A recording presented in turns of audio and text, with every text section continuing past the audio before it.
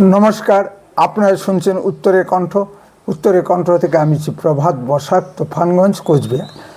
বাংলাদেশের রাজনীতির গতি প্রকৃতি ও ইসলামী মৌলবাদের গতি প্রকৃতি দেখেই মনে হচ্ছে বাংলাদেশে আরেকটা ৭১-এর মুক্তিযুদ্ধের মতো লড়াই হতে যাচ্ছে। এবারে খান সেনাদের অনুপস্থিতিতে সেই ভূমিকা পালন করতে চলেছে ইসলামী মৌলবাদীদের দোসররা। ইতিমধ্যে ইসলামী মৌলবাদের দখলে চলে গেছে বাংলাদেশ। ডক্টর মোহাম্মদ ইউনূস ইসলামী মৌলবাদের কিরণকে পরিণত হয়েছেন। বাংলাদেশের মূলধারা রাজনৈতিক দল আওয়ামী লীগকে নিষিদ্ধ ঘোষণা করা হয়েছে। আগামী ৩০ দিনের মধ্যে বাংলাদেশে ৭২-এর সংবিধানকে রদ করা হবে। পুলিশ ও আনসার বাহিনীকে তাদের আগ্নেয়াস্ত্র থানায় জমা দিতে নির্দেশ দেওয়া হয়েছে। ৭২-এর সংবিধানের মূল স্তম্ভই ছিল ধর্মনিরপেক্ষতা। ধর্মনিরপেক্ষতাকে বাতিল করে ইসলামী গণতন্ত্র চালু করা হবে। ৭২-এর সংবিধান অনুযায়ী এখনও বাংলাদেশের রাষ্ট্রপতি মোহাম্মদ শাহাবুদ্দিন চুপ্পু এবং সেনাপ্রধান মোহাম্মদ ওয়াকারুজ্জামান। সংবিধান বাতিল হলে ওই দুটি পদের কোনো কার্যকারিতা থাকবে না। ডক্টর মোহাম্মদ ইউনূস আশা করছেন তিনিই হবেন ইসলামী বিপ্লবী সরকারের প্রধান। ডক্টর মোহাম্মদ ইউনূসের বিরুদ্ধে যে সংস্থায় দুর্নীতির অভিযোগ উঠেছিল সেগুলোকে বিলুপ্ত করে দেওয়া হয়েছে। যেমন ডক্টর মোহাম্মদ ইউনূসের বিরুদ্ধে কয়েকশো কোটি টাকার আয়কর ফাঁকির অভিযোগ উঠেছিল, সেই আয়কর ট্রাইব্যুনাল বোর্ড বাতিল করা হয়েছে। এখন যে সরকার চলছে তার কোনো সাংবিধানিক বৈধতা নেই। এই সরকার জনগণের ভোটে নির্বাচিত নয়। একবার ইসলামী গণতন্ত্র চালু হলে ভোটের কোনো বালাই থাকবে না। ডক্টর মোহাম্মদ ইউনূস তাই চাইছেন। যেমন আফগানিস্তানে ইসলামী গণতন্ত্রে ভোটের কোনো বালাই নেই।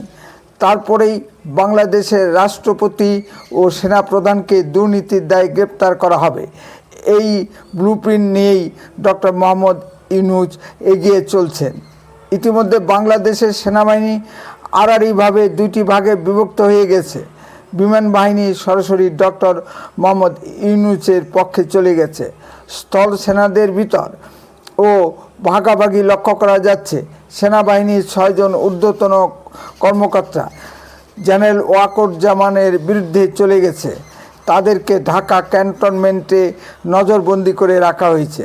সেনাবাহিনীর জেনারেল ওয়াকারুজ্জামানের বিরোধীরা সেনাপ্রধানকে হত্যা করার শখ করছে। সব মিলিয়ে বাংলাদেশের সেনাবাহিনীর ভিতর টালমাটাল পরিস্থিতির সৃষ্টি হয়েছে। সেনাপ্রধান জেনারেল ওয়াকারুজ্জামান তার নির্ধারিত আমেরিকার সফর বাতিল করে বাংলাদেশে অবস্থান করছেন। বাংলাদেশের মৌলবাদীরা চাইছেন আওয়ামী লীগের শেখ চিহ্ন রাষ্ট্রপতি মোহাম্মদ শাহাবুদ্দিন চুপ্পু এবং সেনাপ্রধান জেনারেল ওয়াকারুজ্জামানকে সরিয়ে দিতে। সব মিলিয়ে আগামী ১ মাসে বাংলাদেশে ভয়ঙ্কর কিছু ঘটতে চলেছে। এদিকে বিদেশে বসে পিনাকি ভট্টাচার্য, ইলিয়াস হোসেন ও গোলাম সরওয়াররা বাংলাদেশের অজ্ঞ তৌহিদি জনতাকে তাতিয়ে যাচ্ছে। তাদের মূল টার্গেট বাংলাদেশে বসবাসরত হিন্দুরা এবং ভারত। হয়তো বাংলাদেশে আরেকটা ৭১ হতে যাচ্ছে। তার প্রতিঘাত পড়বে সরাসরি হিন্দু সম্প্রদায়ের উপর। হিন্দুদের উপর চরম নির্যাতন শুরু হবে। হিন্দু মহিলারা ব্যাপকভাবে ধর্ষিতা হবেন, কারণ ইসলামের বিধান অনুযায়ী হিন্দু মহিলারা হলো গনিমতের মাল। তাদের উপর ধর্ষণ করা তখন আইন সিদ্ধ হবে। ব্যাপক সংখ্যক হিন্দু উদ্বাস্তু হয়ে ভারতে আশ্রয় নিতে বাধ্য হবে।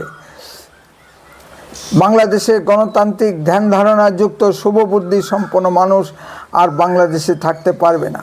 চীন আমেরিকা পিছন থেকে লজিস্টিক সাপোর্ট দিয়ে যাবে। আবার এদের ভিতরেও দ্বন্দ্ব বর্তমান।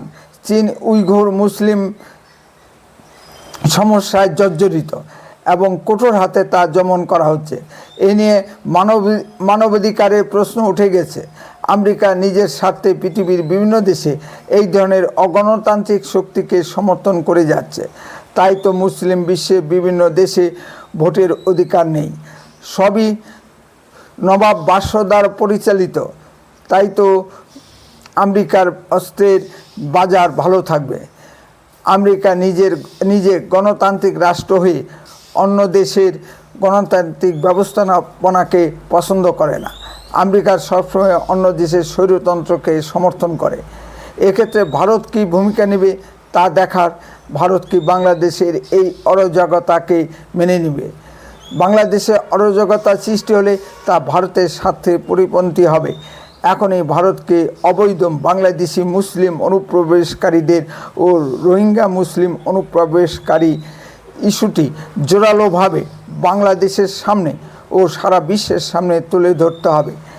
আমার ভাবতে অবাক লাগে, ভারত কেন অবৈধ বাংলাদেশি মুসলিম অনুপ্রবেশকারীদের বিষয়টি বাংলাদেশের সামনে তুলে ধরতে ব্যর্থ হচ্ছে। এই ধরনের পরিস্থিতিতে ডক্টর মোহাম্মদ ইউনূস সাহেব নিজে বাঁচার জন্য ভারত আক্রমণ করে বসতে পারে।